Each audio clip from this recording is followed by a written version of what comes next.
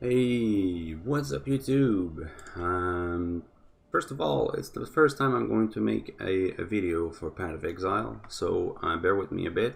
And second, if you have any comments on how to improve things, just drop a comment in the comments.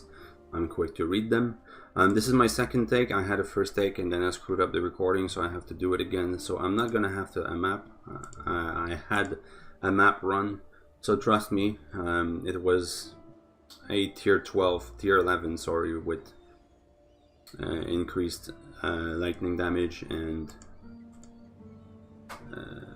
mob speed, and we never got close to dying.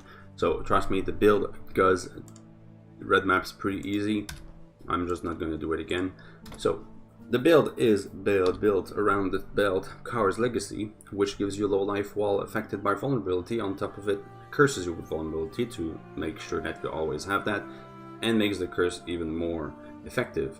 The way we are going to deal with that is with a jewel called the Watcher's Eye, which while you are running Determination, you are unaffected by vulnerability, which is why we are running Determination. That's the crux of the base of the build. You'll see around, if you're looking around PoE Ninja, there's people that will also deal with the curse by running a shield called Atsuri's Reflection, which makes you unaffected by all curses. Problem is that that shield is worth 50x in softcore after 2 months of league. So yeah, I'd rather take the jewel. Don't worry, it's not a super costly build. Because while it's a Watcher's Eye, no one cares about Determination, so this is not worth anything, so it's like 15C.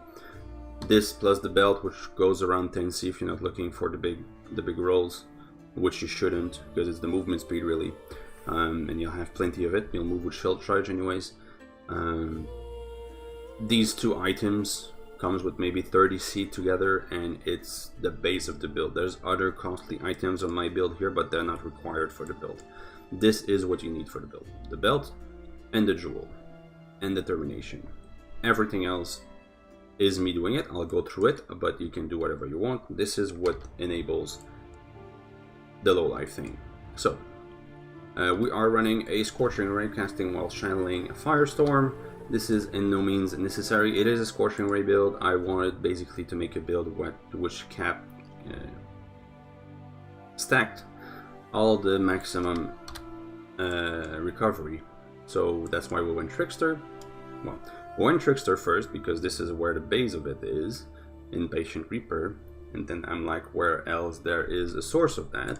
And another easy way is to get Bellfire, which gives you more of it, which in turn makes you Scorching Ray build. And then I found out about the Shadow Stitch. I'll explain that in a minute. So, yeah, so basically, first I'll go through the leveling. The leveling is pretty simple. You level to 12 with whatever you want, doesn't matter. After killing Merveil, you'll get Scorching Ray as a shadow, and from there you'll be a Scorching Ray build forever. You will level from level 12 with Scorching Ray. These links are not in order. You're not gonna get all of them at level 12, but as you level up, you'll unlock them. The links are Efficacy, Elemental Focus. This is an order of damage. Well, burning damage, Efficacy, Elemental Focus, and then the second two, if you want a full Scorching Ray, will be Controlled Destruction and Void Manipulation. This is in order. Yeah, so that's the Scorching Ray. On top of that, at level 12, at level 11, but at level 12 you'll have access to 2 Pyres and 2 Ashcaller Wands. This is going to be your setup for the damage. It's going to take you up to level 60. At level 60, you will be running Bellfire.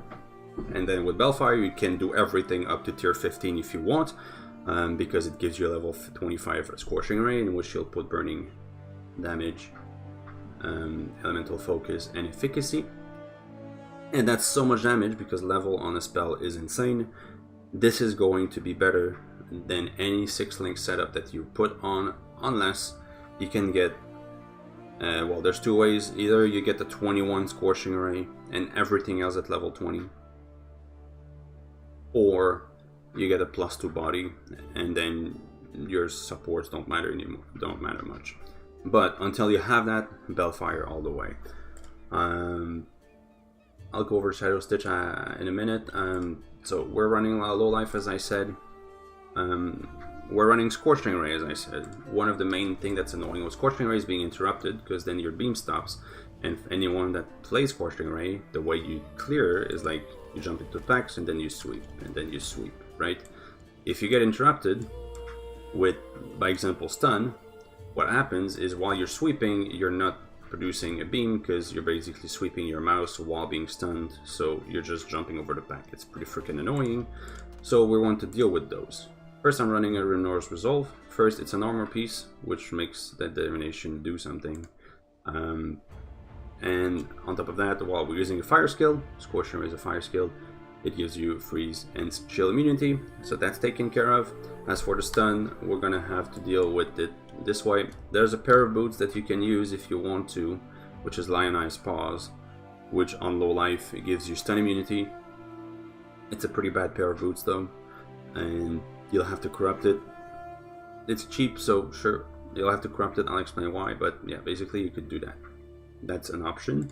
I opted instead to do Burn King and then kill the Forgotten Soldier with the 30% stun and block recovery and the 2 seconds immunity. It's pretty good. There's another way you can deal with the stun too, is when you ascend. You can take Escape Artist instead of Prolonged Pain. You'll lose a bit of damage, but your damage will be pretty insane. So you're gonna take maybe a 1/10 of a second more to kill stuff.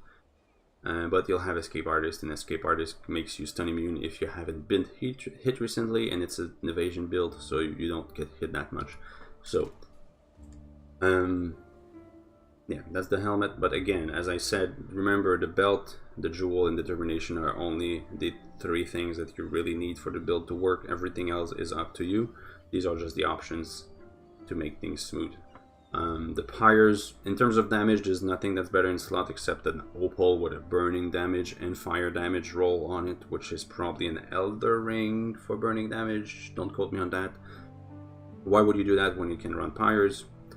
Now, the downside is you don't have life, but you have some pretty good regen anyways, so make them work, as I would say. Run 2 of those. That burning damage is insane. I'm running Darius's Courage, again, not necessary for the build, but it's pretty good for the tankiness if you're low life. First, it gives you a whopping 30% chance to block just from 1 item, and then that's 36% chance to block spells because you're on low life. On the top of that, if you get hit by an attack, you get 20% spell block, and vice versa with spells towards attacks. And 20% all res, which will be pretty important when I explain Shadow Stitch, but it's pretty important anyways. So yeah, and the defenses on it are not bad. Yeah, and then the amulet, the boots, and the gloves are there for your resistances in your life. So you want life resist. I got some spell damage, that's pretty good. The corrupted I'll explain. Life and res, life and res. So that's it. Okay, as now we have a Dreadbeak. Now, as I said, unless you can have a proper setup, a proper 6-link setup for your Scorching Ray with the proper levels, you will be running Balefire. The thing is with Balefire though, is you might feel that this is not fast enough. It's not that bad, but it's fast. It's not that fast. Now the thing is, if you can get your 6-link properly in your body, then you can run a Dreadbeak. Since you're on low life, you'll get an extra 100% x3 increased damage, which affects your Scorching Ray, 35.6. 32.5, and you also get Onslaught while on low life. Now the weird thing is Onslaught doesn't show up here, but if we check the movement speed, you get the 20% from Onslaught. I don't know why they don't show it up here, but you still have your Onslaught. Like, this is faster too, and this is faster too, so yeah, you still have it even if it doesn't show up here. So that's for the gear. As for flasks, you'll want an evasion too. Those 2 will be important. Jade and a Stibnite. And the reason is since you're running Ghost Dance, you get 20% more multiplier to your chance to evade. So it doesn't give you evasion, but it multiplies your chance to evade percentage chance after evasion is calculated when you're in full shield. You'll probably always be on full shield because of the recovery, which I'll get to in a second. But you want evasion, as much evasion as you can. You also want as much armor as you can because you're running determination, so why not multiply it, right? But I'd focus on the evasion if you have a choice to make. Why Why was I saying that now? I don't remember. But yeah, you want evasion.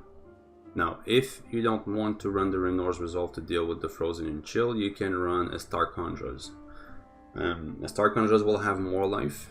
No regen, no resist, so you'll have to find another place for that resist, but it will have mainly a 100%, 150% multiplier to your evasion, and that multiplier is global. It doesn't only affect the Star Conjures, it affects all your evasion. At that point, you might just give up on determination, just run it to get rid of the curse and just get as much evasion as you can. The more evasion you can get, the more this multiplier is good.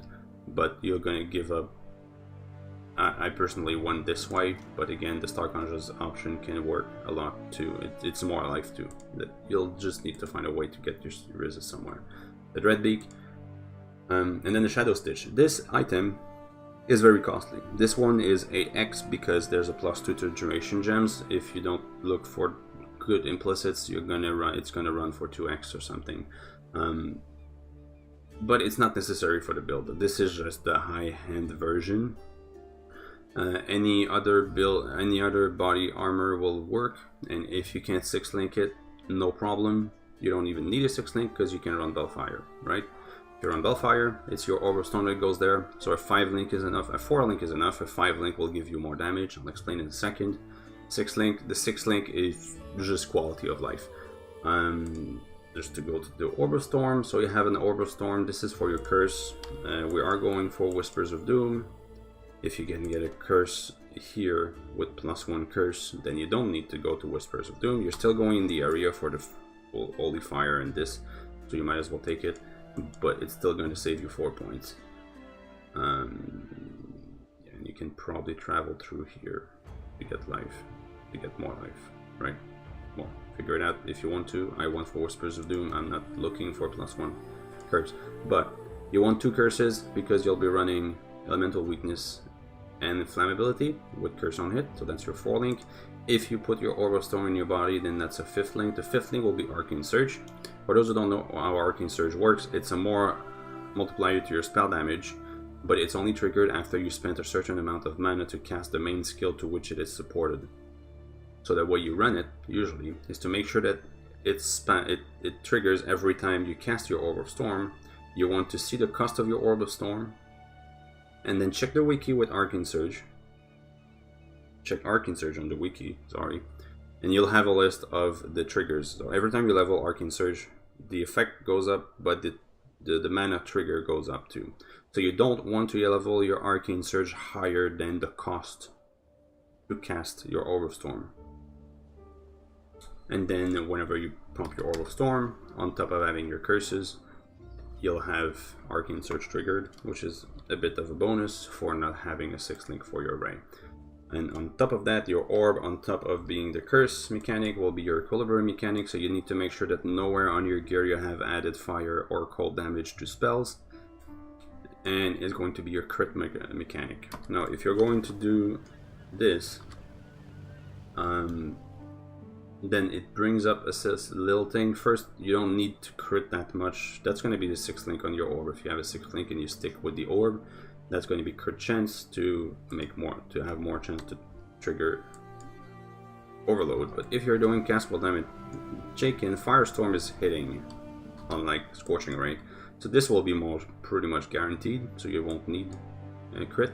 This will be a bit screwed up, so when you do this, you really need to make sure that you always drop your orb, because your orb will trigger equilibrium, dropping the fire resist, but then the Firestorm will hit, turning things around. So if you don't have the orb on, only the first hit of the Firestorm will have the fire resist, and then the fire resist will go up, screwing up your Scorching Ray damage. If you have the orb down, then they'll just keep switching it back and forth. Yeah, that's pretty much it for the gear. You have other options for the weapon, I'll let you look it up. For this, as I said, these are the main important ones. You want one and one with Reflex, and then a Still Knight and a Jade. Still Knight is blinding, but it's also evasion, and then evasion with reflexes. One thing Very often you'll run a warding flask with most build. You do not want a warding flask on this. You just don't want one, because if you hit it, you're going to remove the curse, dropping all your low life mechanic. So no, deal with your curses. And then we went with an amethyst. I don't even need the heat, it's just there because I didn't recraft it. What I would say, you could run a dowsing or curing or even adrenaline if you want more speed. You want a staunching, obviously, that's it. And then the flask here, you want cautious as a prefix, because since you're always on low life, you'll get the 100% increased recovery speed. And you don't need anything automatic, because this is instant, like your recovery is instant. You don't need that. Now, Shadow Stitch, last piece of gear. This is for those who are interested to get it. If you don't want to pay for it, that's not relevant to you. The Shadow Stitch, how it works, first, it's a sacrificial garb. This is the white item that drops them at Ziri. If you kill at Ziri, often you'll find sacrificial garbs. Usually would just leave it on the floor. Don't leave it on the floor anymore in this league. Pick it up. And then once you get to your temple, and you get the tier 3 corruption altar, I don't have one in this one, but yeah, you have a corruption altar tier 3, bring a sacrificial garb and corrupt it. You'll have 4 outcomes. One destroys it, one turns it into a random unique, random rare, and the third one is it changes the sockets and gives it white sockets. The fourth one, it creates a Shadow Stitch. A Shadow Stitch is always 6 linked, so the links on your garb are meaningless. It's always 6 linked, and it always has 2 implicit mods. The main thing we want to use this here is because it has recovery mechanics. If you're running the Balefire plus a Shadow Stitch which has perfect recoveries, which is 5/5, plus Patient Reaper, will have, and you've killed something with damage over time recently, which multiplies all that by 70%, you're recovering 17% of your maximum life every time you kill something. You're just invincible, unless there's only one target. Yeah. On top of that, for every corrupted item you have, and this is the main thing about this item, this is what makes this build interesting to level up and to like tweak at the end.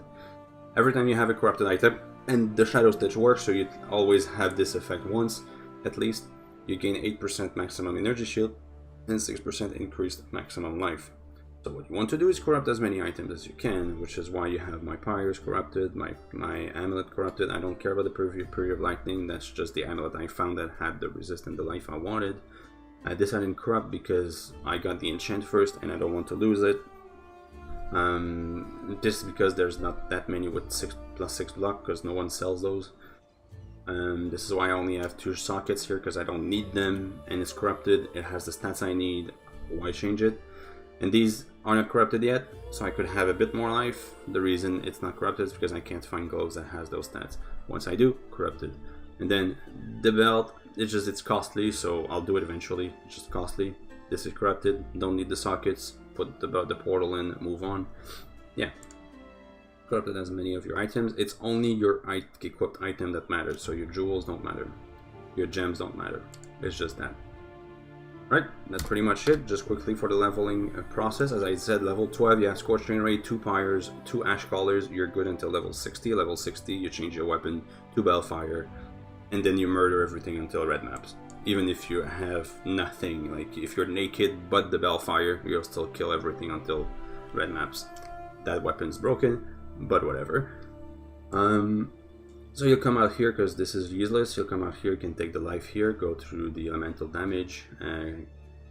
The reason for this is because when I level up, I always want my resistance first on 3, so that when I reach level 70 and I can equip my final pieces of gear, I know what resist to go get, and then I don't need to change my gear again. So the resist in this 3 are here, here, and here. Once you get that, so that's why basically I went down here, I stopped here, and then I went up here, get this, and then down here. Now by level 50, you want to make sure that you're by this socket and by Pain Attunement. The reason for this is that Coward's Legacy at level 52 can be equipped, so by level 52 you'll want the belt, and you'll want an open socket so you can put the washer's eye. So what I would suggest is at 51, once you level 51, you take the socket, you can put something else in it while you level 51, and then at 52, you'll put the point and pain attunement, equip the belt, put the washer's eye in, equip the determination, trigger the determination, and then you're good. You'll have your 30% multiplier. And then the rest of the gear, at 54 you can put There's Courage if you want to use it, at 55 you have the helmet. This is just, you keep the belt fire at that level. So yeah, so basically, yeah, just go here, travel up here, you go down there, and then go up here. What I would suggest while you level, after you have your basics, don't bother about these damage. The curse, yes, but the rest don't bother, because again, the veil fires does so much damage you don't need damage scaling until like red maps. So what I would suggest then is just get all the life. So you have life here, life here, life here, life here, and this. Just take that until like mid 80s, and then you can start taking well, maybe mid 70s, and then you can slowly get the damage. I would suggest Holy Fire first, then the punishments, and then the flames up here. Yeah, and now I'm working on this. You have the Frenzied Charge if you want it here. Yeah, you have plenty of options on gear. That's pretty much it. I don't think I missed anything. Again, it's my first time making a Path of Exile video, so if you have any comments on how to improve it, leave it down below. I'm also on Twitch every single day, streaming Path of Exile these days, or EU4 for those who are here since a long time, and we'll go back to EU4. But Path of Exile, yeah, twitch.tv/Korut. I'm live every day, mostly every day, and that's it. That's a Coward's Legacy Scorching Ray Trickster. Thanks for watching, guys. Have a nice one.